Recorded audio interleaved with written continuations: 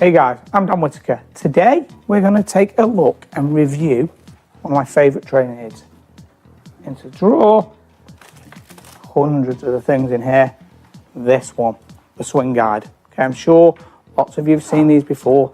These attach onto the shaft and help you with your wrist set in the backswing. I think they're amazing. I use these all the time. I'm going to show you how to set it up, how I use it, and a drill that can help you with your game, and also show you how I've used it to help my students get into better positions in their golf swing to make them hit the ball more consistently. Okay, so what is this simple yellow device all about? Okay, as you can see, I've attached some black foam on the end of mine. That's only because I'm a bit of a wuss and I don't like the sweatband that it comes with. So I put a bit of padding on the end because I just find it a little bit more comfortable when it's hitting your forearm bone. So if you're hitting a lot of shots with it, this is just insulation, okay? So it's just padded, makes it a little bit softer, okay? As you can see, mine's fairly well worn, okay? But that's on the end. That's just a personal thing that I like. So if you wonder why mine's got a black bit on the end and the others don't have, this is why, okay? I just don't like the sweatband personally. Okay, now, so obviously it goes onto the golf shaft here. What I like to see is, first of all, the positioning of it up the grip. I like to get it as close to the index finger as I can get it without it actually touching it, okay? I feel that if I get this down the bottom of the grip, so this is one thing that you should really pay a lot of attention to, okay?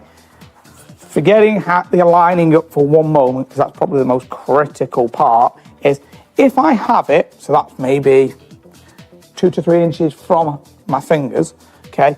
I got to set the club so much to get it into my arm that would be impossible. I am straining really badly to make that happen. So all of a sudden, if you get this in the wrong spot relative down the handle, you might actually think that this training aid's no good. You might say, this doesn't work very well. Well, in reality, it could be absolutely brilliant. It's just you got it in the wrong spot. So get it up, put it up the handle, as close to the index finger as we can get it. The next thing, I see some guys putting this at a bit of an angle this way, so more in line with the top edge of the club here, not the leading edge. So that's now perfectly in line with the top edge.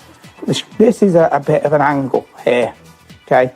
Now, when you've got it a bit of an angle like this could be brilliant if you roll the club away. This will make you feel like you're actually setting it. You're not, because actually if I take it back here and I make a really good wrist set, that's missing me on the inside of my arm right here, okay?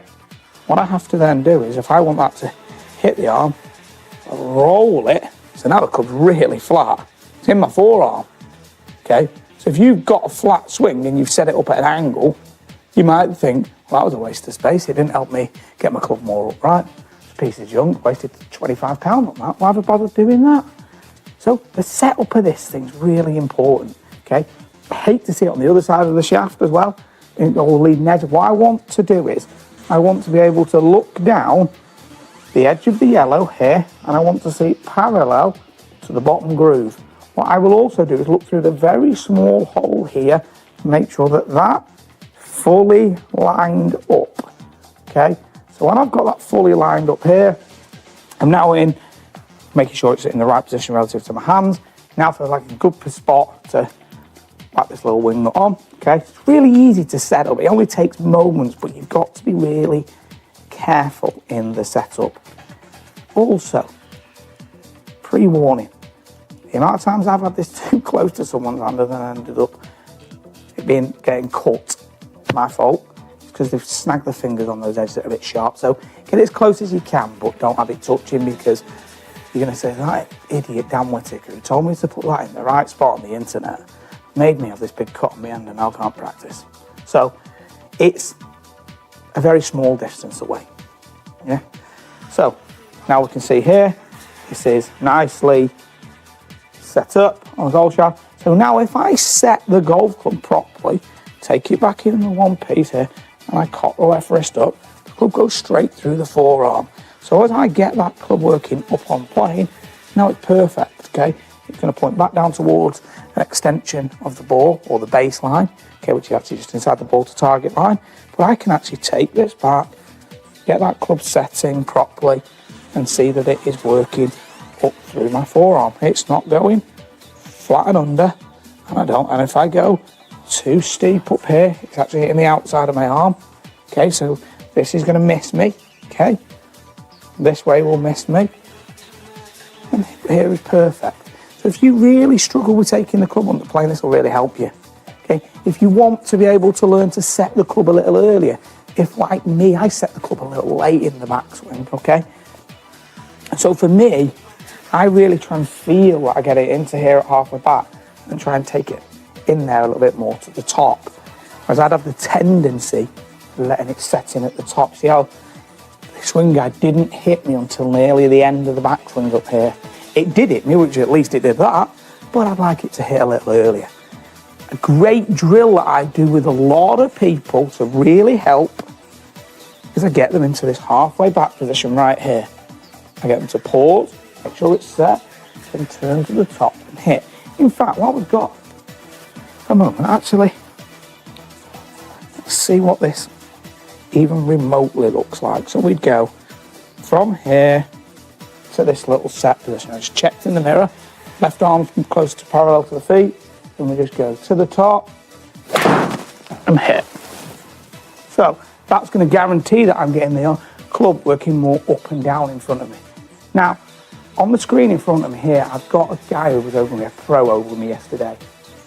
Here we can see start of the lesson, a little bit flat with the shaft, and behind, end of the lesson, much more upright, swing guide in place right there. The swing guide is allowing him to get the club a lot more upright. Obviously we're getting that arm a little bit more off the chest in this direction, supposed to be more across. This is fantastic. So what you're going to see is we've got a few more students just coming onto the screen. You're going to see with them the improvements and the photos and the videos of that swing guide setting in place.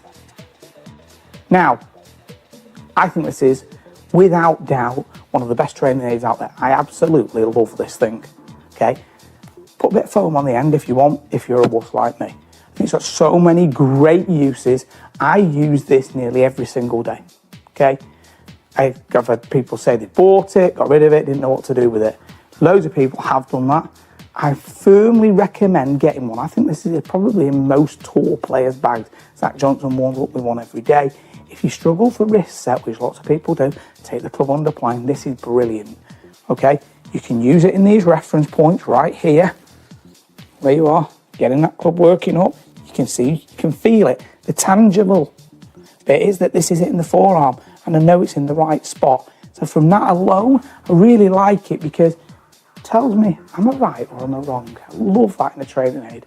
I hate the grey area in the training aid. You say, I'm not sure whether this is correct or not. So these are brilliant. Get yourself one. Got loads more reviews coming on training aids. I hope you're going to enjoy them. Hope you've enjoyed this one. If you'd like some particular ones or for me to cover any bits, please let me know. Comment below. Drop me an email. Got all my social media links below. If you want to follow me on those, that'd be fantastic. Subscribe to the channel and contact me through my website. Thanks for watching and speak with you again soon.